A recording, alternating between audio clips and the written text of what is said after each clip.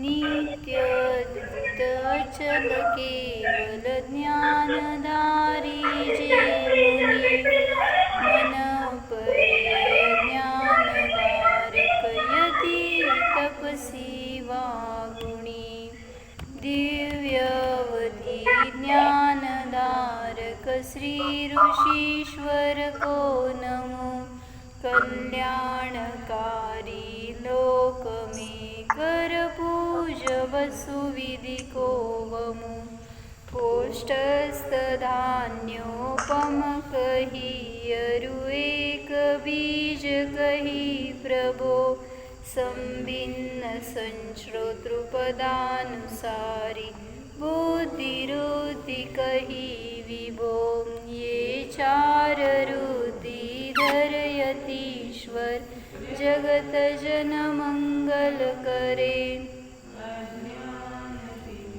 विनाश कर कैवल्य मेला कर धरे दिव्यमति के बल ग्रहण करते स्पर्शन घ्राण को श्रवण आस्वादन करे अवलोकते कर त्राण को पंच इंद्री की विजय धारण करे जो ऋषिवरा स्वपर का कल्याण कर पावे शिवालय ते त्वरा प्रज्ञा प्रधाना श्रमण प्रत्येक बुद्धि जो कही अभिन्न दश पूर्वी चतुर्दश पूर्व प्रकृष्टवादी सई अष्टांग महानिमित्त विज्ञा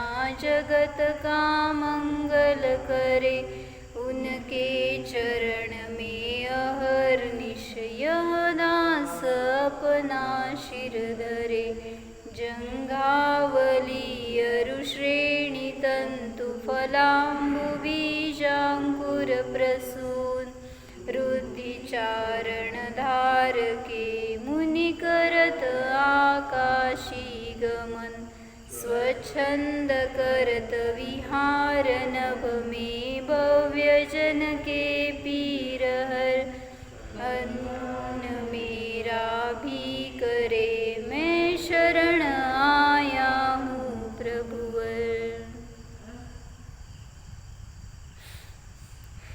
परमर्षी स्वस्ती मंगल पाठमध्ये पहिले चार जे काय म्हणायचं कडवे घेतलेत त्याच्यामध्ये बुद्धिवृत्तीचं वर्णन आलंय. आता हे जे पाचवं कडवं आहे त्याच्यामध्ये चारणवृत्ती किंवा क्रियावृत्तीचं वर्णन करतात. कशासाठी बघतोय आपण 64 वृत्ती? कारण हे वृद्धिधारी मुनी माझं मंगल करोत अशी भावना आली होती ना आपल्याला मंगलाष्टक स्तोत्रमध्ये. मग त्याचं एक्सप्लेनेशन म्हणून आपण ह्या 64 वृत्तींचं वर्णन वाचतोय. मग त्याच्यामध्ये क्रियावृत्ती कशाला म्हटलं होतं? चारणवृत्ती, क्रियावृत्ती. चारण म्हणजे काय? चरण, संयम, काय काय सांगितलं होतं? चारित्र, पाप, क्रिया, निरोध. ह्याच्यामध्ये जे निपुण आहे ते चारण आणि जे त्या विशुद्धीने सहित आहेत असे ते कोण? त्या विशेषतेने सहित, त्या शक्तीने सहित ते चारण वृद्धिधारी मुनिराज.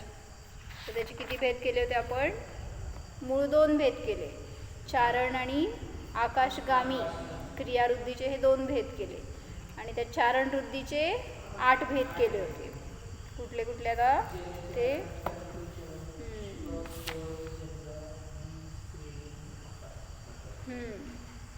तर हे धौलाकारांच्या अपेक्षेने म्हणजे वीरसेनाचार्यांनी असे 8 भेद केले चारण वृत्तीचे.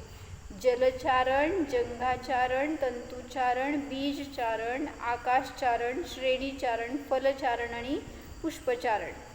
ह्याच्याशिवाय जे काय दुसरे सगळे घेतलेले आहेत ना भेद, तर ते सगळे ह्याच्यात गर्भित करा असं वीरसेनाचार्यांनी खुलासा करून सांगितलं आहे. फॉर एक्झाम्पल सांगितलं होतं काल, चिखलावरून गेले, गोबरवरून किंवा राख, भुसा अशा गोष्टींवरून खरं जात नसतात मुनिराज. पण आता त्यात हे जे वृद्धिधारी आहेत तर ते जरी त्यातून गेले, त्याच्यावरून गेले तरी सुद्धा तिथं त्यांना त्याचं काय, त्याच्या निमित्तात त्यांच्याकडून जीवघात नाही, त्यामुळे तिथं त्यांना त्याचा दोष लागत नाही. काय सांगितलं तर जंघाचारणमध्ये चिखलातून जरी जातील तरी सुद्धा त्यांचे पाय त्या चिखलात फसत नाहीत. जसं की आपण जर चिखलातून चाललो तर आपल्या पायाला चिखल माखेल, ते चिखलाचा सगळा आकार बदलून जाईल, पसरेल, विस्कटेल आणि आपण जिथं कुठं चालणार तिथं त्याचे आपल्या पायाचे छाप उमटणार, धब्बे उमटणार असे. पण असं हे वृद्धिधारी मुनी आहेत तर एकतर ते 4 अंगुलवर चालतात म्हणून सांगितलं ना, म्हणजे जमिनीपासून 4 अंगुलवर चालतात अद्दर, किंवा जरी त्यातून गेले, चिखलातून किंवा शेणातून वगैरे जायचा प्रसंग आला त्यांना, तरी सुद्धा सांगितलं त्या वस्तूचं, राख असेल, गोबर असेल, काय पण त्या वस्तूचं शेप वगैरे बिघडत नाही. तेच ना, जरी झालं प्रसंग काय आला असा आणि गेले त्याच्यातून, तरी सुद्धा सांगितलं त्यांच्या निमित्तात जर त्याच्यात काही जीव असतील तरी सुद्धा त्यांचा घात होत नाही. म्हणजे ही त्यांच्या वृद्धीची विशेषता आहे त्यांना प्रगट झालेल्या. कुठली? जंघाचारणमध्ये हे भेद घेतले होते. अजून व्यवस्थित बघू आपण पहिल्यापासून, ते थोडं अर्धवट बघितलं होतं काल आपण. तर जलचारण म्हणजे काय? म्हणजे आता आपण हे 8 भेदच सांगितले काल परवा, पण आता त्याच्यामध्ये अनेक भेद केलेत. तर फक्त पहिल्यांदा मग कुठले भेद कशामध्ये गर्भित करायचे हे सांगितलंय त्यांनी.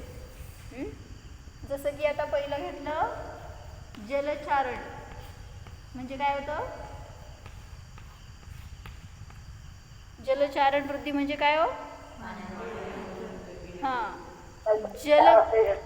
जलकायिक जीवांना पीडा न करता, जलाला स्पर्शही न करता, इच्छानुसार भूमी समान जलातून गमन करण्यात समर्थ जे असतात ते जलचारण ऋषी. काय म्हणले?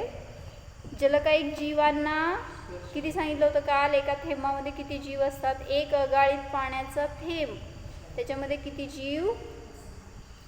तर त्यांनी उदाहरण सांगितलंय गोमटसारमध्ये की जर त्या जीवांनी कबुतरासारखा आकार धारण केला, एका थेंबातले जीव बरं का, जर त्या जीवांनी असा जर मोठा आकार धारण केला, आपल्या समोर आले, प्रगट झाले, तर त्या जीवांनी पूर्ण जंबूद्वीप भरून जाईल, इतके जीव आहेत त्याच्यामध्ये. कशात? पाण्याच्या बॅरलमध्ये म्हणे ना, एक थेंब अगाळीत पाण्यामध्ये इतके जीव आहेत. मग आपल्याकडून एक थेंब जर सांडलं गेलं किंवा त्याची विराधना झाली त्याच्यात, तर इतके जीवांच्या घाताचा दोष लागतो आपल्याला. आणि आपण सहज घात करतो. असं मर्यादा संपलेलं पाणी असतं, काय करतो आम्हा, असं त्याला हात सुद्धा लावू देत नाहीत. जर मर्यादा संपलेलं पाण्याचं काय थेंब राहिलं असेल, सकाळी 8चं पाणी असेल, संध्याकाळचं असेल, तर म्हणजे त्याला स्पर्श करण्यात सुद्धा अनेक जीवांची हिंसा आहे. म्हणून सांगितलं की मर्यादा संपायच्या आधी त्या पाण्याचं विल्हेवाट लावा.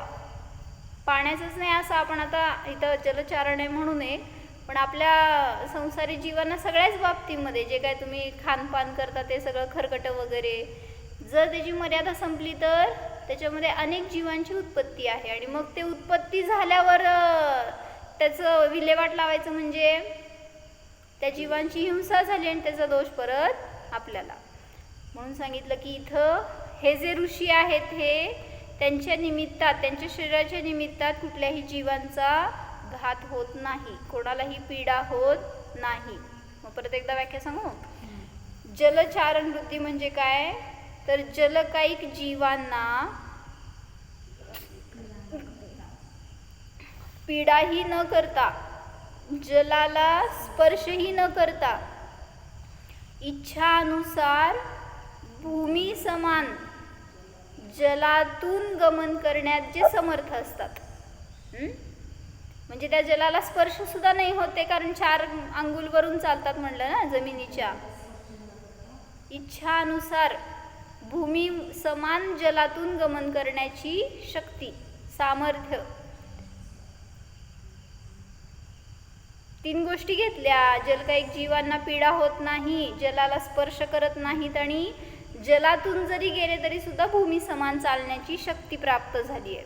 असे ते जलचारण ऋषी म्हणले जातात.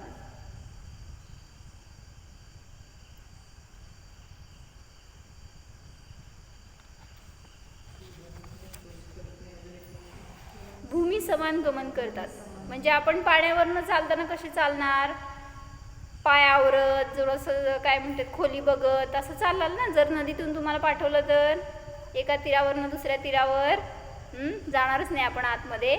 पण जरी थोडंफार गेलो तरी सुद्धा कसं जाणार आपण, दबकत थांबत बघ जरा असं अंदाज घेत असं जाणार ना, खोल आहे का वगैरे.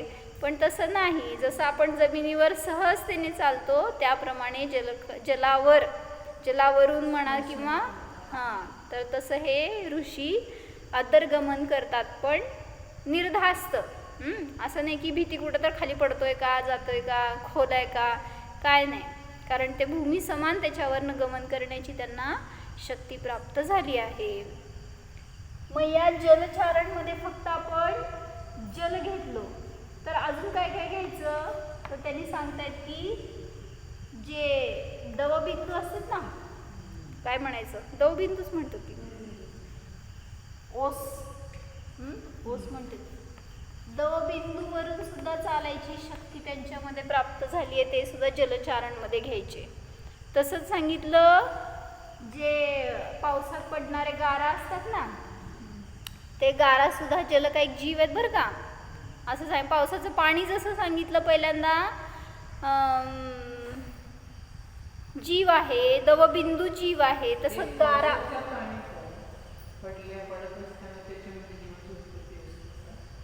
पडत असताना असं नाही, ते स्वतः जलकायिक जीव आहेत. अगाळीत नाही वापरायचं ते, पण तेच की जलकायिक जीवच आहेत ना ते, हेच सांगायचं की. म्हणून तर गारा म्हणा किंवा दवबिंदू म्हणा हे पण स्पर्श करणार नाहीत मुनी त्याला, मग त्याच्या पण अंतर्गमन करतात हे जे मुनी आहेत ते, म्हणून त्याला. मग तेच ना, आता हे रुद्धिधारी मुनी आहेत ते सांगितलं अंतर्गमन करतील, आणि आपल्यासारखे किंवा आता जे त्यागी आहेत ते जर गमन करतील तर प्रायश्चित्त घेतील त्याचं पण. म्हणजे मुद्दाम जाणार नाहीत, पण जायचा प्रसंग आला तर त्याचं प्रायश्चित्त असतं त्यांना पण. तर काय सांगत होते, दवबिंदू किंवा गारा किंवा बर्फ म्हणा नुसतं, किंवा धुकं, हे सगळं एकाच टाईपमध्ये येते ना. ह्याच्यातून या दवबिंदू म्हणा, धुकं म्हणा किंवा गारा बर्फ वगैरे पडलेला असेल तर त्याच्यावरून गमन करण्याची शक्ती ज्यांना प्राप्त झाली आहे, दिसते का बोर्डवरचं सगळ्यांना. माझं गाडी आज वर गेली आहे, तुम्ही सांगितलं नाही मला दिसे ना ह्याच्यात उलट सुलट. म्हणजे पण जलकायिक जीवाचं, कारण त्याच्यामध्ये बाष्प आहेत ना. मग ते सांगितलं याच्यातून किंवा यांच्यावरून गमन करणाऱ्या मुनींचा या जलचारण वृद्धीमध्येच अंतर्भाव होतो. याच्यावरून सुद्धा असं अंतर्गमन करणे किंवा त्या जीवांना न त्रास देता गमन करण्याची जी काही शक्ती आहे तर ती जलचारण वृद्धिधारी मुनींचा मध्येच त्यांचा अंतर्भाव होतो. असं काही वेगळं नाही. किंवा कोणी जर केलं काय ते शब्द काय आलेले असतील माहीत नाही मला, आता दवचारण, गाराचारण असं वगैरे जर केले असतील ना भेद, तर हे सगळे जलचारणमध्ये अंतर्भूत करायचे.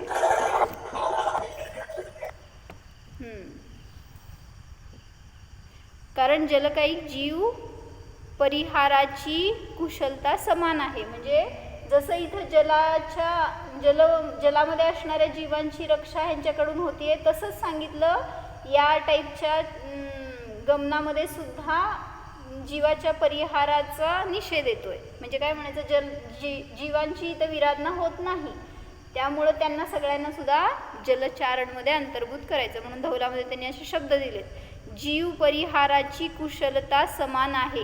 परिहाराची म्हणजे आता तिथं परिहार न होण्याची असं समजून घ्या, जीव रक्षेची असं समजून घ्या. जलकायिक जीवांची जशी रक्षा इथं होतीये या चारण वृद्धीच्या निमित्तात, तसंच सांगितलं या सगळ्यामध्ये असणाऱ्या जीवांच्या सुद्धा परिहाराचा तिथं अभाव आहे. त्या जीवांचा घात होत नाही.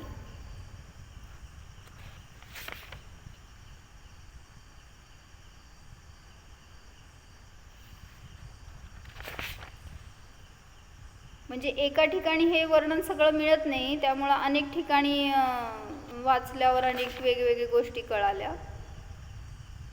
जसं की धौलामध्ये आहे वर्णन, थोडं वर्णन तिलोय पण्णतीमध्ये आहे, थोडं वर्णींच्या प्रवचनमध्ये मिळतंय. असं अनेक ठिकाणावरून बघितल्यावर ते जरासं खुलासा चांगला मिळतोय. किंवा महापुराणमध्ये वगैरे पण हे वृद्धींचं वर्णन आलंय. तर तिथं प्रश्न विचारला एक धौलामध्ये की प्राकाम्य नावाची एक वृद्धी आहे, बहुतेक विक्रिया वृद्धीमध्ये येते ती. तर प्राकाम्य वृद्धी आणि जलचारण वृद्धी ह्याच्यामध्ये काय फरक आहे असं त्यांनी विचारलंय प्रश्न.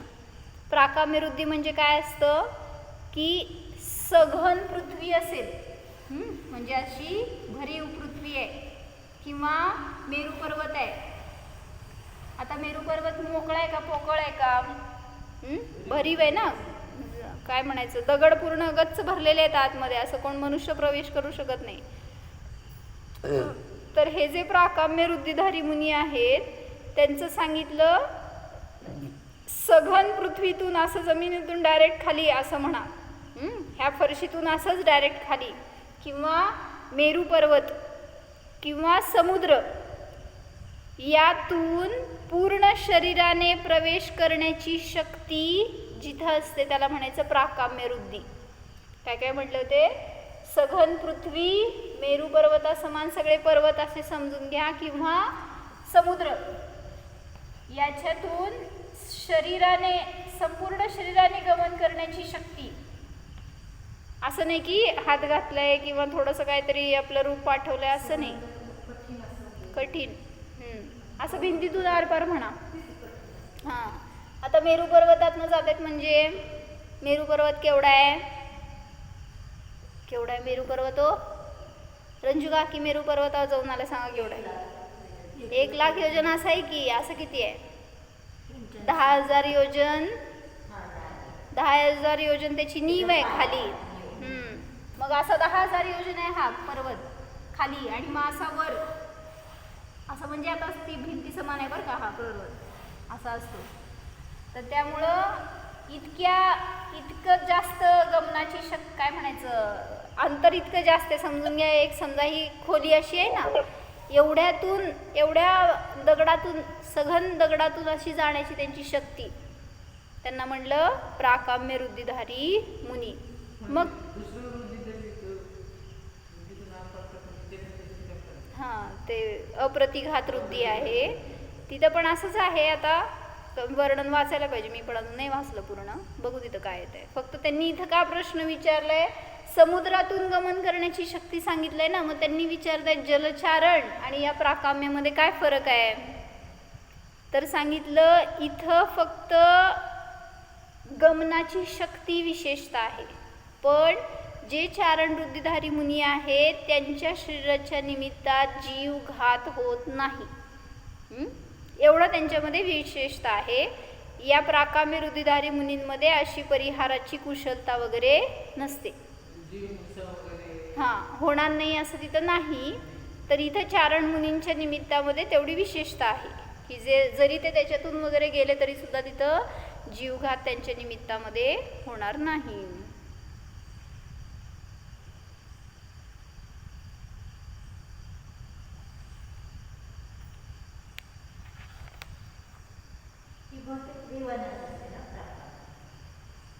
नाही, हे ना घेतले की आपण प्राकाम्य मंथर दिमथाप्ती मापता तथा प्रतिघात गुणप्रधाना, ह्याच्यात पण आहेत, ह्यांना पण आहेत.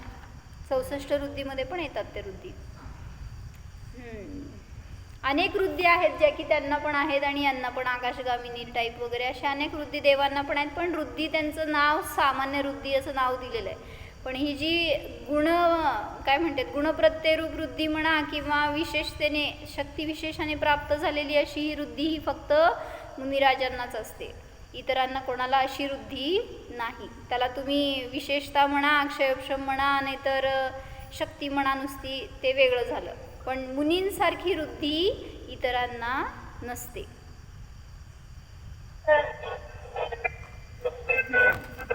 तर दुसरी वृद्धी सांगितली काय, तंतुचारण. म्हणजे काय सांगितलं होते काल, शीला चंकेश्वरा काकी, तुमचा आवाज म्यूट ठेवा, आवाज म्यूट होत नाही माझ्याकडून. आता हे दुसरी वृद्धी सांगितली तंतुचारण. म्हणजे काय सांगितलं होतं काल सांगा.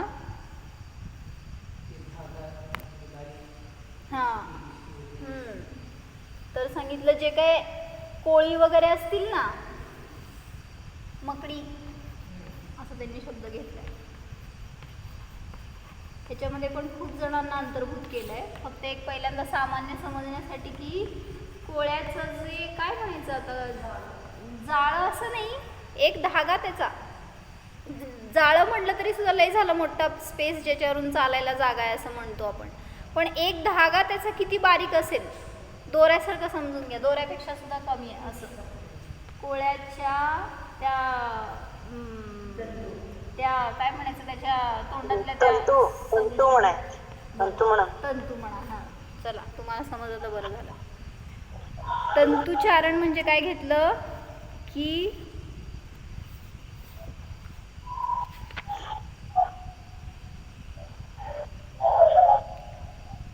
ज्याद्वारे मुनी महर्षी शीघ्रतेने केलेल्या पदविक्षेपात अत्यंत लघु होऊन मकडीच्या तंतूंच्या पंक्तीवरून गमन करतात. आवाज तुमचे सगळ्यांचे आज लय आले, आवाज आपले आपले म्यूट ठेवा. काय म्हणले, ज्या वृद्धीच्या द्वारे मुनी किंवा महर्षी हे शीघ्रतेने केलेल्या पदविक्षेपात म्हणजे फास्ट चालू आहेत, चालायला लागलेत, त्याच्यामध्ये अत्यंत लघु होऊन, लघु म्हणजे त्यांचं वजन इतकं कमी झालं, इतकं हलके झालेत ते की मकडीच्या तंतूच्या पंक्तीवरून जे गमन करू शकतात ते तंतुचारण मुनी म्हणले जातात. तंतुचारण ऋषी, वृद्धिधारी मुनी. मग काल उदाहरण सांगितलं होतं ना की असंच मकडी कुठून तरी एका बिल्डिंगवरून दुसऱ्या बिल्डिंगवर गेली उडून, किंवा कुठं असं जमिनीवर पण चालताना, झाडांवरून चालताना कुठून जर ती एका झाडावरून दुसऱ्या झाडावर वगैरे गेली वाऱ्याने वगैरे उडून, आणि त्यावेळेस तिच्या तोंडातून ते धागा एका साईडनी दुसऱ्या साईडपर्यंत गेला. अनेक ठिकाणी दिसतंय रात्रीतनं उठल्यावर, बघा तुम्ही सकाळी उठल्यावर एखाद्या वेळेस तुमचं ते हे असतात ना, काय रेलिंग आहेत ना, काय म्हणतात बाहेरचं, त्याला सगळीकडे धागे लागलेले असतात असे.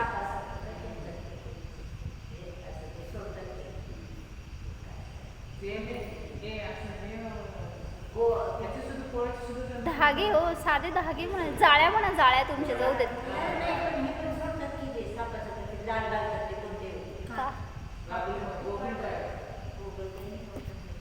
नाही नाही नाही नाही नाही, ह्याच्यात फक्त सांगायचंय की ते तो जो बारीक पातळ असा काय म्हणायचं, इतका लवचिक, इतकं वेटलेस आहे ते की, आणि त्याच्यावर मुनिराज कसे चालत असणार, म्हणजे त्याच्यापेक्षा सुद्धा लघु होणार ते, अशी त्यांच्यामध्ये शक्ती प्राप्त झाली आहे.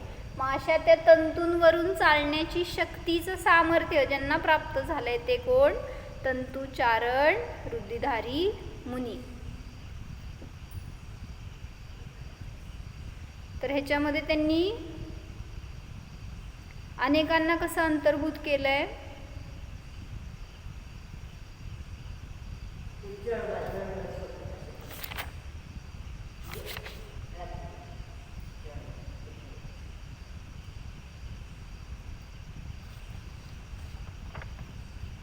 तंतुचारणमध्ये हे कसं काय गर्भित केलं त्यांनी. बरं मी एकदा सांगते काय काय गर्भित केलं. ह्याच्यामध्ये त्यांनी धूमचारण, अग्निचारण, परत वायुचारण, मेघादिचारण, हे सगळे अंतर्भूत केले. मेघ आदींच्या आश्रयाने चालणारे जे कोणी मुनी आहेत किंवा ऋषी आहेत ते सगळे तंतुचारणमध्ये अंतर्भूत करावे असं सांगितलंय. कारण ते ह्याच्यासाठी केलं, ते अनुलोम प्रतिलोम गमन करण्यात जीवांना पीडा न करण्याच्या शक्तीने संयुक्त असतात. म्हणजे काय, अनुलोम आणि प्रतिलोम म्हणजे काय घेतलं, जसं धूर आहे, आता हा धूर आहे तर तो धूर कसाही उड जातोय ना, आकाशात जाताना धूर कसा जातोय, कुठल्याही दिशेमध्ये वाकडं तिकडं जाईल, कसंही खालीवर जाईल. म्हणजे मग धूमचारणचं वर्णन केलं ना त्यावेळेस जरा चांगलं समजलं हे कसं घेतलंय ते, का ह्याच्यात गर्भित केलं ते. धूमचारण म्हणजे ज्या रुद्धीच्या प्रभावाने मुनी खाली वर आडवे पसरलेल्या कशाही त्या धुराच्या अवलंबनाने अस्खलित पादक्षेप करत गमन करतात, ती रुद्धी. काय म्हणले, आता हे जे धूर आहे ना, ह्या धुराबरोबर असेच जाणार मुनी, किंवा धूर असा पसरला समजा वाकडा वगैरे खाली आला, असंच गमन करणार त्याच्यावर, पण तरी सुद्धा तिथं कुठल्या जीवांची त्यांच्या निमित्तामध्ये हिंसा होणार नाही. त्याला म्हणायचं अनुलोम प्रतिलोम. काय म्हणले, म्हणजे कसंही वाकडं तिकडं नागबोणी म्हणा, खालीवर म्हणा, कशाही रीतीने त्याची जशी दिशा आहे त्याच्या अनुसार गमन करण्याची शक्ती. जाऊ दे, धूर सोडा, अग्नीची कशी असते शिखा, आता ही अग्नी आहे पेटलेली आणि त्याची शिखा वर कशी असणार ना, अशी इकडं गेली वाऱ्याने वगैरे, तर या शिखाबरोबर त्याच डायरेक्शनमध्ये गमन करण्याची शक्ती ज्यांना प्राप्त झाली आहे ते सांगितले. हे धूमचारण, हे अग्निचारण, ह्या सगळ्यांना घालायचं तंतुचारणमध्ये, कारण तंतूंचं सुद्धा असं काही शेप स्पेसिफिक नाही आहे, जसं कसं शेप असेल त्याच्या अनुसार त्यांचं गमन असतं, म्हणून त्यांना ह्याच्यामध्ये गर्भित केलं आहे. तरी पण हे भेद वाचते मी. काय वाचले, धूमचारण म्हणजे ज्या रुद्धीच्या प्रभावाने मुनी खाली वर आडवे पसरलेल्या धुराच्या अवलंबनाने अस्खलित पादक्षेप करतात, म्हणजे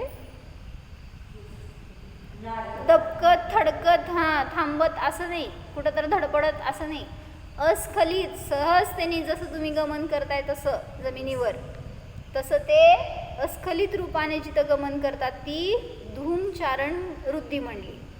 पुढं अग्निचारण वृद्धी म्हणजे काय, अग्निशिखेत स्थित जीवांच्या, अग्नीमध्ये सुद्धा जीव असतात माहिती आहे का, अग्निशिखा, तुम्ही पेटल्यावर तुम्हाला वाटतं की सगळ्या जीवांचा नाश झाला, पण अग्नी स्वतः जीव आहे ना, त्यामुळं त्या अग्नीची शिखा त्याच्यामध्ये स्थित असणाऱ्या जीवांच्या विराधनेने रहित त्या विचित्र अग्निशिखांवरून गमन करण्या समर्थ जे आहेत ते अग्निशिखाचारण ऋषी. काय सांगा, काय कळलं सांगा हो. कसंही जरी त्यांचे शेप असेल, वाऱ्याने हल्ले इकडं तिकडं पसरले किंवा मोठं एकदम भडका उडाला तर कुठंपर्यंत कसं जाईल ना, त्या शेपमध्ये तशा प्रकाराने ते जे गमन करतात मुनी त्याच्यामधून, त्याच्यातल्या जीवांची हिंसा न होऊ देता ते सांगितले अग्निशिखाचारण ऋषी.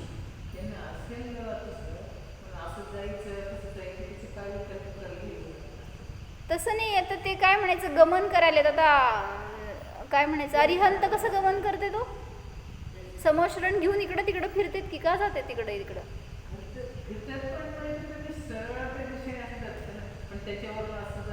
नाही नाही, हे त्यांची विशेषता आहे हो, जात नाहीत ते अशी, पण आहे त्यांची शक्ती अशी. हां, असं मेरूत कोण जाणार आहे धडकायला सांगा, फिरायला, मग तरी पण मेरूमधून अनेक जण मोक्षाला गेलेत. मेरूचं जेवढं हे म्हणले ना 10,000 कोस येणार आहे ते वर्णन, त्याच्यामध्ये 10,000 योजन, 10,000 योजन एवढं हे जे सघन आहे ना म्हणले मी मेरू, तर या सगळ्या मेरूच्या प्रत्येक कणाकणामधून मुनी मोक्षाला गेलेले आहेत काका माहिती आहे का. म्हणजे असा सघन दगड आहे तो आणि अनादि अनंत आहे, असं नाही की आधी तिथं काय जागा होती आणि तिथं बसून मोक्षाला गेले होते, असं नाही. ते काय म्हणायचं कृत्रिम पर्वत आहे तो पण. आणि तर काकी कुठला, मेरू पर्वत, तर कसं त्याच्यातून मोक्षाला गेले असणार, मेरूवर बसायला जागा नाही, भिंतीसारखा दगड आहे तो, भिंतीसारखं पर्वत आहे, त्यामुळे त्याच्यावर जाऊन बसले आणि तिथून मोक्षाला गेले असं पण नाही आहे. मग कसं काय, सिद्धशिलेवर मेरू पर्वताची जागा सुद्धा सिद्धांनी भरलेली आहे, कारण जिथून मोक्षाला जातो तिथं वर विराजमान होतो जीव. मग मेरू पर्वताची जेवढी जागा आहे ना ही खालची, तर मोकळी असायला पाहिजे होती सिद्धशिलेवर, पण तिथं सुद्धा प्रत्येक पॉईंटवर अनेक अनेक सिद्ध मोक्षाला गेलेले आहेत विराजमान. मग कसं काय, तर हे कारण सांगितलं की अशा कुठल्या तरी वृद्धीच्या निमित्तात ते गमन करत होते त्याच्यातून, आणि तिथं त्यावेळेस त्यांचं केवळ ज्ञान झालं, आयु संपला आणि मोक्षाला गेले असं झालं असेल. किंवा कदाचित कोणी विद्याधर आहेत आणि त्यांनी उपसर्ग करत असताना तिथं नेऊन टाकलं त्यांना आणि त्याच्यातून त्यांना मोक्ष झाला, असं पण झालं असणार, असं तिथं त्यांनी खुलासा करून सांगितलंय. कोणाला कशामध्ये घातलं आपण, तंतुचारणमध्ये धूम आणि अग्निचारण असे ऋषी घेतले त्याच्यामध्ये. आणि काय घेतले, मेघचारण घेतलेत ना. तर मेघचारण म्हणजे काय, ज्या वृद्धीच्या निमित्तात मुनी अपकायिक जीवांना पीडा न करता अनेक प्रकारच्या मेघांवरून गमन करतात. त्या मेघांची सुद्धा एकच प्रकार नाही आहे, मेघ सुद्धा कसेही कुठूनही फिरत असणार. बघितलं असेल शिखरजीला कोण गेलं असेल तर मेघावरून चालू शकला का तुम्ही? परवा गोष्ट सांगितली होती चिमणीची. काय गोष्ट होती? चिमणी गेली मेरू पर्वतावर आणि तर काकी आणि म्हणली मला, तिला खूप आवडला मेरू पर्वत, सोन्याचा होता, एकदम मस्त सगन होता आणि तिथलं सगळं परिसर वगैरे बघून तिला खूप आवडला चिमणीला. आणि ती म्हणली मी ह्याच्यावर घर बांधणार माझं. काय हे नाही, विटाचं नव्हे हो, त्यांचं घर म्हणजे कसल्या त्या देवताच्या गाड्यांचं. ती म्हणली होय, बरं असेल, मागच्या जन्मात इंजिनियर वगैरे असेल. मग त्याच्यावर ती घर बांधतो म्हणली अनिता काकी मेरू पर्वतावर. आणि थोड्या वेळाने काय झालं, तिथून असं ढगांचा समूह आला उडत मेरू पर्वतावर. आणि मग तिला ते इतकं छान वाटलं, असं काय म्हणायचं, पिंजलेल्या कापसासारखं पांढरं शुभ्र मऊ मऊ, आणि खूप आवडलं तिला. ती उडाली मेरू पर्वतावरनं, म्हणली हे नको, लय कठीण आहे, असं कठोर आहे, मला ह्याच्यावर नको वाटायला, असं मऊ मऊ छान आहे, त्याच्यावर आपण घर बांधू. गेली आणि त्या ढगावर बसायचा प्रयत्न केला. काय झालं, कुठं तिथं विरघळलं नाही, बसायला जागाच नाही ना त्याच्यावर, ते काय ग्रीपच नाही आहे, काय म्हणायचं, पाय ठेवायला स्थान तर पाहिजे की, ते कुठं धरतंय होय तिला. परत उडून उडून परत मेरूवर बसली. परत ते ढग गेले, दुसरं ढग आले, म्हणली दुसऱ्या ढगांवर करू आपण. असं करत सगळे ढग आले आणि निघून गेले, पण तिला स्थान नाही मिळालं. ती काय म्हणाली, नको, आपलं मेरू बरं आहे, आपल्याच ठिकाणी घर बांधू दुसरीकडं. स्थिर वस्तू आहे, जी काय अचल आहे, तेच आपल्यासाठी आश्रयस्थान असावं, असं तिथं महाराजांनी डायरीमध्ये खुलासा करून छान उदाहरण सांगितलं. त्याच्यासाठी कशासाठी गेलो आपण, तर मेघांना सुद्धा कुठलं स्थान नाही आहे, एक काय म्हणायचं, एक टाईपनी ते जातात असं नाही, त्यांचं पण दिशा कशी पण असेल, वर खाली वाकडं तिकडं कसंही गमन करतील. तर तशा मेघांवरून सुद्धा गमन करण्याची ज्यांची शक्ती आहे त्यांना म्हणलं मेघचारण वृद्धिधारी मुनी. वायुचारण पण एक घेतलं त्यामध्ये, की ज्याच्या प्रभावाने मुनी नाना प्रकारच्या गतीने युक्त वायू प्रदेशाच्या पंक्तींवरून अस्खलित होऊन पदविक्षेप करतात, ते मारुतचारण किंवा वायुचारण. काय म्हणले काका, वाऱ्याची पण अशी कुठली एक दिशा नाही आहे, एक अवस्था नाही आहे, त्यामुळं ते जे मुनी आहेत ते त्या वायू प्रदेशाच्या पंक्तीवरून अस्खलित होऊन पदविक्षेप करतात. अस्खलित म्हणजे स्खलित न होता, खंड न होता असा पदविक्षेप करतात, त्याच्या गतीने, त्याच्या रस्त्याने, बरोबर तसंच्या तसं जाणार. तर ते सांगितले कोण आहेत, वायुचारण वृद्धिधारी मुनी. कशासाठी बघायला आपण हे सगळं, तर कसं काय वृद्धी प्राप्त झाल्यात ह्या मुनींना, त्याच्या मागं कारण सांगितलं होतं विशुद्धी. आणि ती विशुद्धी कशी प्राप्त होणार आहे, ध्यानाच्या अवलंबनाने. आता सगळे तिथं बसलेले 95 लोक एकदम विशुद्ध होणार आहेत तुमच्यापेक्षा. आणि असे काय म्हणायचं, जर त्यातनं कोण वैरागी झालं आणि बाहेर पडलं तर दीक्षा घेऊन आपल्यापेक्षा आधी मुनी होऊन मोक्षाला पण जातील. तर तिथं एक काय सांगितलं होतं की एक तपस्वी होते आणि ते खूप प्रसिद्ध होते. त्यांचं वाणी वगैरे खूप चांगली होती, त्याच्यात शक्ती होती त्यांच्या वाणीमध्ये. काका तुमचं नेट संपलंय. तर काय सांगितलं, एक तपस्वी होते. आवाज येतोय का माझा?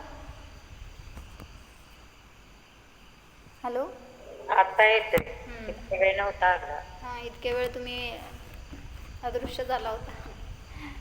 तर तिथं एक तपस्वी होते आणि ते खूप चांगलं प्रवचन, त्यांची शैली वगैरे खूप चांगली होती.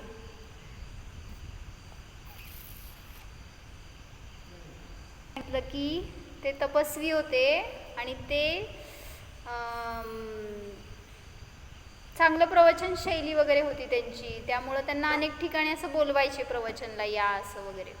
आणि मग त्यावेळेस तिथं ते जेव्हा तिथं गेले एका गावामध्ये, म्हणजे एकदम काय म्हणायचं, निस्पृह होते, निश्चल होते, असे ते त्यागी काय म्हणायचं तपस्वी होते बाहेरचे. आणि मग ते तिथं प्रवचनाला गेले एका ठिकाणी, तर त्यांना बोलवलं होतं काय करायला,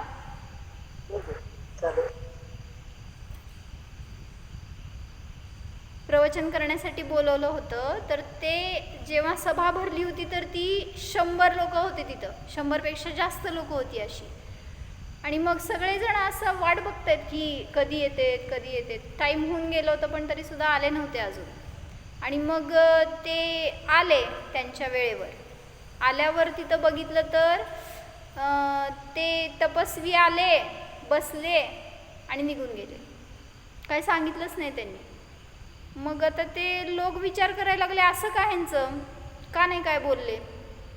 मग थोड्या वेळांनी ते निघून गेले म्हटल्यावर सगळे हळूहळू निघून गेले. मग दुसऱ्या दिवशी परत सभा भरली आणि त्या सभेमध्ये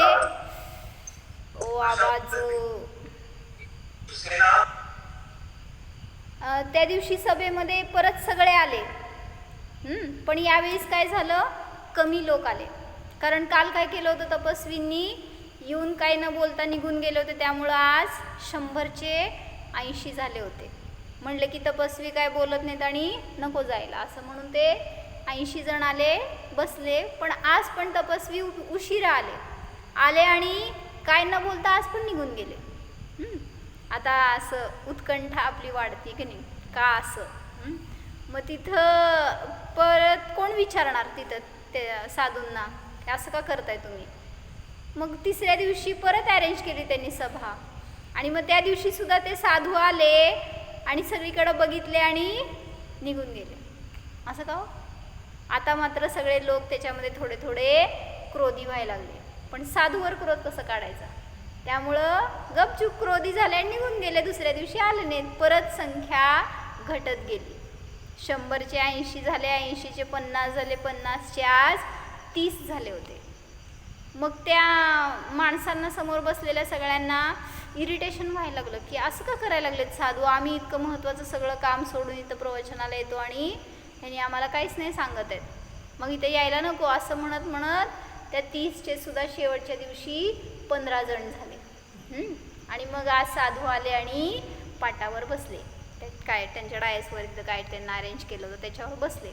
आणि आज त्यांनी खूप छान प्रवचन केलं.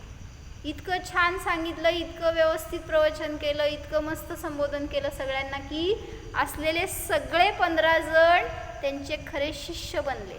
म्हणजे शिष्यत्व स्वीकारलं त्यांनी, संघात सामील झाले, म्हणा त्यांची दीक्षा घेतल्यासारखं त्या टाईपमध्ये.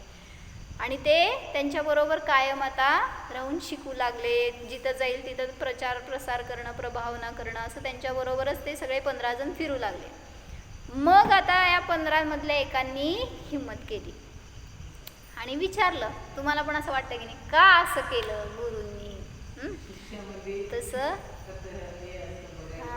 मग तिथं त्यांनी सांगितलं की जेव्हा म्हणजे त्या शिष्यांनी विचारलं येऊन की म्हणले असं का तुम्ही केलं, काय तुमचं पर्पज काय होतं त्याच्या मागं, की तुम्ही आलात पण न सांगता न बोलता निघून गेलात, त्याच्यामध्ये अनेकांचं नुकसान झालं, सगळे निघून गेले म्हणले, अनेकांना शिकायचं होतं तिथं तुमच्याकडून. मग त्यावेळेस तिथं साधूंनी सांगितलं, ज्या दिवशी मी पहिला आलो आणि सगळ्यांना पाहिलं तर मला एवढंच दिसलं की अनेक लोक त्याच्यामधले फक्त आलेत, काय म्हणायचं, कोणतरी आणलंय म्हणा किंवा एक ॲट्रॅक्शन म्हणून आलेत किंवा बघायचे नुसतं काय नक्की करतेत असं वगैरे या भावनेने आलेले अनेक जण होते. त्याच्यामध्ये शिकण्याची इच्छा असणारे असे मला कोण दिसले नाहीत. त्याच्यानंतर जसं मी काय म्हणायचं परीक्षण करत गेलो तसं मला हेच समोर आलं की दुसऱ्या दिवशीसुद्धा आलेले, तिसऱ्या दिवशी आलेले सगळे एक काहीतरी वेगळं म्हणून आले होते. असं नाही की मला शिकायला मिळावं, मला काहीतरी त्यातनं उपलब्धी व्हावी असा कोणाचा भाव नव्हता. म्हणून मी त्या दिवशी मला बोलण्याचे भाव झाले नाहीत आणि मला खऱ्या शिष्यांचा शोध होता जो की मला शेवटच्या दिवशी मिळाला. आणि मग ते सगळे जे 15 शिष्य होते ना, मग त्याच्यातल्यांनी परत विचारले प्रश्न की म्हणले साधना करायची म्हणजे मला खरे साधक पाहिजे होते असं त्यांनी म्हटलं ना. मग त्यांनी विचारलं की खऱ्या साधकाचं काय लक्षण आहे. मग सांगितलं साधूंनी की ज्याच्यामध्ये धैर्य असतं ना तोच खरा साधक असतो. काय म्हणले, एक लक्षण आहे साधकाचं. तुम्ही साधक असाल तर धैर्य, एक पेशन्स असतात त्याच्यामध्ये, किती सहनशीलता म्हणा किंवा एक धाडस म्हणा. धैर्य म्हणजे एक धीरता, असं नाही की लगेच फटकन हे पाहिजे म्हणलं की मिळालंच पाहिजे, हे नाही म्हणलं की नाही, असं नाही. ज्याच्यामध्ये धीरता असती तो कन्सिस्टंट राहू शकतो त्याच्या साधनेमध्ये. मग तिथे परत विचारलं शिष्याने की ते धैर्य कसं प्राप्त होणार. मग त्याच्यासाठी उत्तर दिलं गुरूंनी की एकच साधन आहे, काय, ध्यान. मग तिथं आम्ही पण तेच सांगतोय तुम्हाला, ध्यानाने धैर्य प्राप्त होतं, त्या धैर्याने विशुद्धी वाढते आणि विशुद्धीच्या निमित्तामध्ये आपल्याला या वृद्धी प्रगट होतात. मग जे काय ह्या सगळ्या वृद्धींना प्राप्त केलेले मुनी आहेत त्यांचा मार्ग हाच होता आणि त्याच मार्गाने जाऊन ते सगळे वृद्धिधारी बनले. म्हणून सांगितलं आपल्याला सुद्धा कशाचं अवलंबन घ्यायला पाहिजे.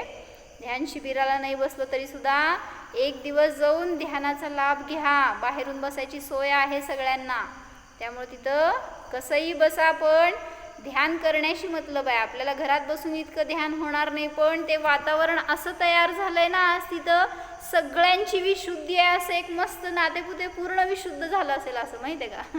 100 जण इतकं ध्यान करतायत 10-10 तास दिवसभरामध्ये, तर ऑब्व्हियसली त्याचा परिणाम असतो, इन्फ्लुएन्स असतो एक बाहेर बाजूच्या परिसरामध्ये वगैरे सुद्धा.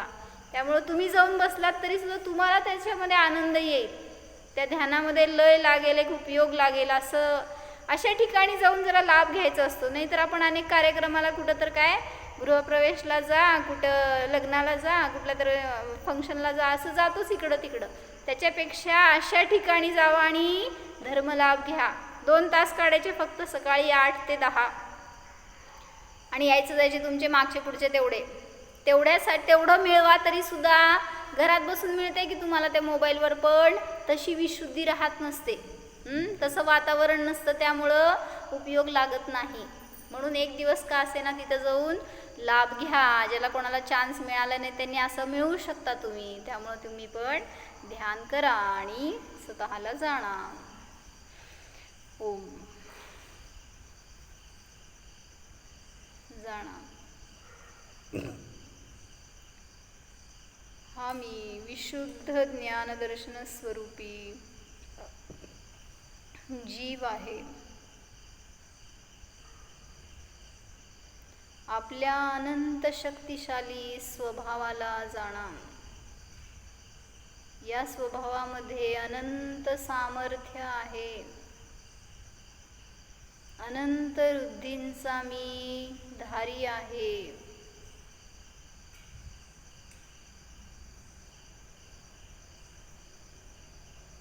मला परद्रव्याची अपेक्षा नाहीच. या वृद्धी प्राप्त व्हाव्यात अशी इच्छा देखील करणे माझा स्वभाव नाही. मी तर स्वभावतःच परिपूर्ण आहे, तृप्त आहे, संतुष्ट आहे.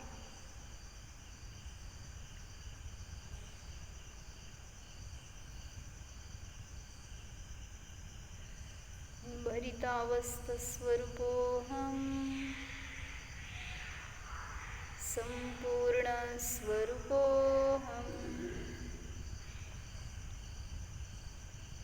ॐ